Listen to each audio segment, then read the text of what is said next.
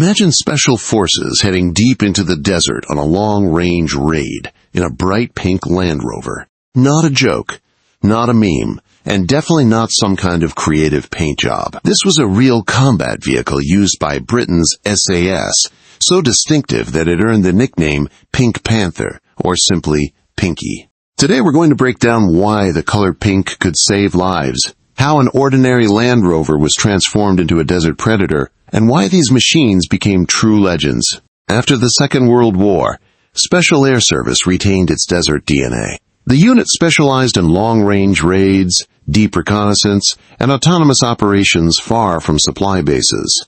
For these missions, armored vehicles were not the answer. What SAS needed were fast, simple, and durable platforms that could operate in dust, extreme heat, and across vast distances. Early operations made this clear. Short wheelbase Land Rovers were well suited for patrol duties, but truly long-range desert missions required a larger vehicle, one capable of carrying fuel, water, ammunition, radio equipment, and everything a small team needed to survive for days on its own. The Pink Panther was not a special Land Rover model built at the factory. Its base was the Land Rover Series 2A with a 109-inch wheelbase, a standard military version purchased by the British Ministry of Defence in the late 1960s. After delivery, these vehicles underwent specialized modifications to meet SAS requirements. Some of the conversions were carried out by Marshals of Cambridge, a company with experience in military vehicle adaptations. According to the most commonly cited estimates, around 70 such Land Rovers were prepared for SAS service, although the exact number varies depending on configuration and period of use. And this is where the transformation began. A standard military Land Rover was turned into a long-range desert platform, built not for comfort, but for survival. The name Pink Panther came from the color, and that choice was far from random. Field experience showed that in the desert, especially at dawn and dusk, traditional green or sand-colored vehicles created a strong dark silhouette. A dusty pink tone, by contrast, allowed the vehicle to fade at distance, blending with the sky, heat haze, and the shifting colors of the sand. There is also a story often mentioned in connection with pink camouflage. During the Second World War, aircraft wreckage painted red was found in the desert. Over time, exposure to sun and sand caused the paint to fade into a dusty pink, making the remains surprisingly difficult to spot from a distance. There is no direct evidence that this specific case led to the color choice for SAS Land Rovers. However, it clearly illustrates why pink tones can be extremely effective in desert environments. Over time, the name Pink Panther became a general nickname for these Special Air Service Land Rovers, even though individual vehicles could appear in slightly different shades depending on the theater of operations. The main enemy in the desert is not the enemy force, it is distance. That is why the Pinkie was designed as a platform for long-range autonomous raids far from supply bases. To achieve this, the Land Rover was fitted with an increased fuel capacity.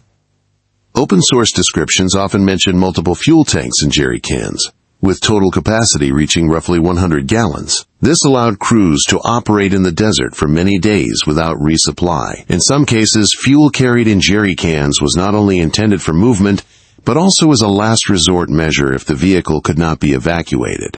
At its core was the Land Rover Series 2A, powered by a 2.25-liter petrol or diesel engine producing around 70 horsepower.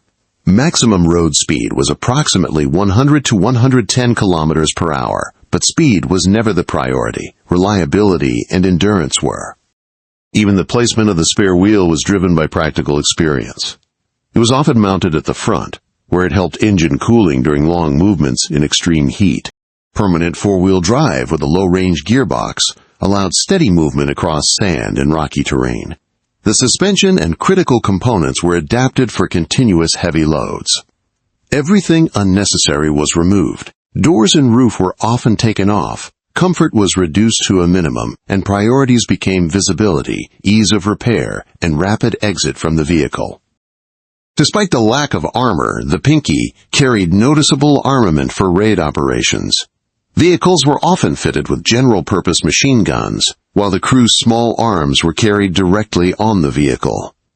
Smoke means were used to cover withdrawal after fast strikes. Navigation and communications were critical. In the era before GPS, crews relied on sun compasses and radio equipment to operate across vast, featureless terrain. In the end, the Pinkie was not just a vehicle. It was a mobile survival system built for a single purpose: to reach places without roads and to make it back. The true value of the Pinkie was proven not on test grounds, but in real combat operations. By the late 1960s, these Land Rovers were being deployed by the Special Air Service in regions where the desert itself was the primary challenge. One of the first such theaters was the Aden emergency, followed by combat operations during the Dhofar War in Oman. In these environments, the Pinkie was used for long-range patrols, reconnaissance, and fast raids across difficult and remote terrain. It was combat experience that transformed the pink Land Rover from a strange idea into a proven legend of the Special Forces. Service of the pink Panthers continued until the mid-1980s, after which they were replaced by more modern platforms, primarily newer generations of Land Rover, including early versions of the Land Rover Defender. Although the newer vehicles were often painted sand-colored, soldiers continued to refer to them as Pinkies by tradition. Today, surviving Pinkies are extremely rare. Some are preserved in museums, while others remain in private collections. It is believed that only around 15 to 20 vehicles have survived to the present day, making them some of the most valuable collectible Land Rovers in the world. Their true legacy lies not in metal or paint, but in the experience they left behind. The pink Land Rover entered history not as a curiosity, but as an example of how unconventional solutions can save lives and change the rules of the game. That is why the Pink Panther remains a legend to this day. The Pink Panther was more than just a vehicle. It was proof that unconventional thinking, even something as simple as a color choice, could provide a decisive advantage in the harshest conditions. This is the story of how the Land Rover Series 2A became more than a machine and turned into a legend that still inspires today. What do you think about such an unusual form of camouflage? Share your thoughts in the comments and subscribe to the channel. More machines that change the rules of the game are coming next.